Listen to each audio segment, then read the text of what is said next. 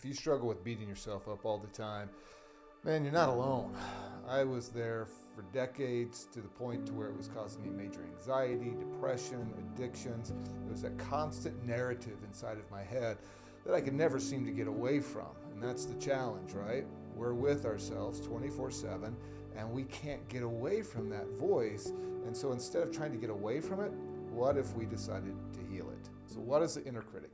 It's that part of you that beats you up all the time, that's constantly criticizing you, telling you that you can never do anything right. It contributes to anxiety, depression, other mental health, physical health, emotional health issues, and it really does just wreak havoc on our entire systems. Now, there's a lot of advice out there on how to heal the inner critic, but one of the things that I think that people get wrong in this space about how to deal with the inner critic is that they teach people to go at the inner critic with the voice of another inner critic. They tell you to tell it to shut up or to F off or to give it a negative name and just try to push it out of your life. Well, what you're doing is you're actually beating up the part of you that's beating you up. And so that's keeping you stuck in a cycle of negative energy and is actually only strengthening that inner critic. And it's a real deceptive approach that happens within us because we think that we're dealing with the inner critic and trying to get rid of it, but we're actually reinforcing it, and we're using the exact same voice to deal with the inner critic that the inner critic is directing towards us, and no wonder we're not making any progress in that space. Now, in working with people one-on-one, this is an approach that I think has been very helpful, that I've seen a lot of success in, that I actually used with myself to heal my own life and to heal my relationship with that inner critic. So let me just give them to you real quick. There's 7 steps. Number 1 is to see that it is a part of you, like we've talked about already. And when you see that it's a part of you, you begin to change your energy towards it.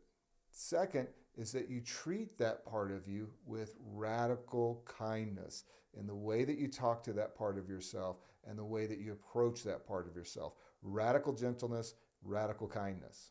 Number 3, then try to understand how is that part of you trying to serve you? How is it trying to keep you safe? For example, if you're beating yourself up when you're in a meeting or you're getting ready to say something and you're telling yourself, hey, don't say anything, you're going to look stupid, you always look stupid, you're going to mess it up. Well, that part of you, that voice in that moment is actually trying to keep you safe.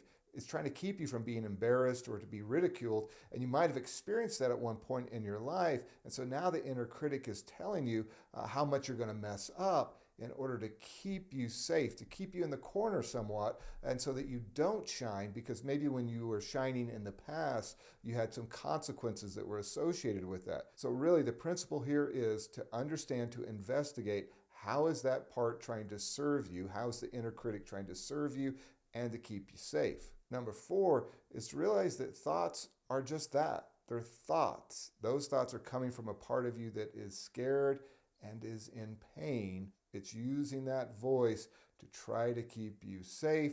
And so just because it's thinking those thoughts doesn't mean that those thoughts are true, and it doesn't mean that those thoughts are you. And then number 5, doing the work to identify what it's trying to keep you safe from. What is the potential pain that's associated with that narrative or that voice? Just like we did earlier where we talked about not sharing in a meeting might keep you safe from ridicule. What are the other things that maybe that voice is trying to keep you safe from? And then number 6, once you've identified what it's trying to keep you safe from, then becomes the work of healing the source of that pain or the source of that original narrative. For example, you might have been really ridiculed as a child. You might have really been expected to perform at certain levels, or you got rejected. So the part of you that's trying to stay safe from being ridiculed or feeling like you're not enough is the part that needs to be healed. And once it gets healed, then that narrative can begin to go away because it's no longer needed to serve you in that way.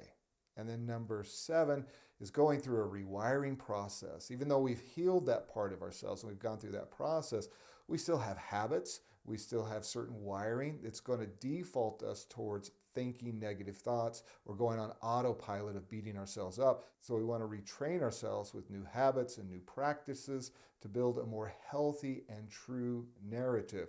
And we do this rewiring through a lot of different methods, but one of the ways is visualization with emotion and a certain type of mantra or thought that goes with the negative thought that you're trying to counteract. So I hope this can help you in understanding what it looks like to treat that part of yourself with kindness and then go through a process of healing the reason that that inner critic is there.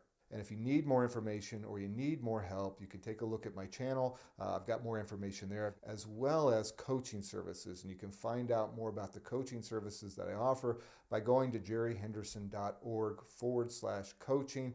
You can also sign up for my newsletter where I'm constantly putting out information on the process of rewiring, healing. You can see the show notes here in order to sign up for that. And remember, you are worthy of your own love and to treat yourself in a loving and kind manner.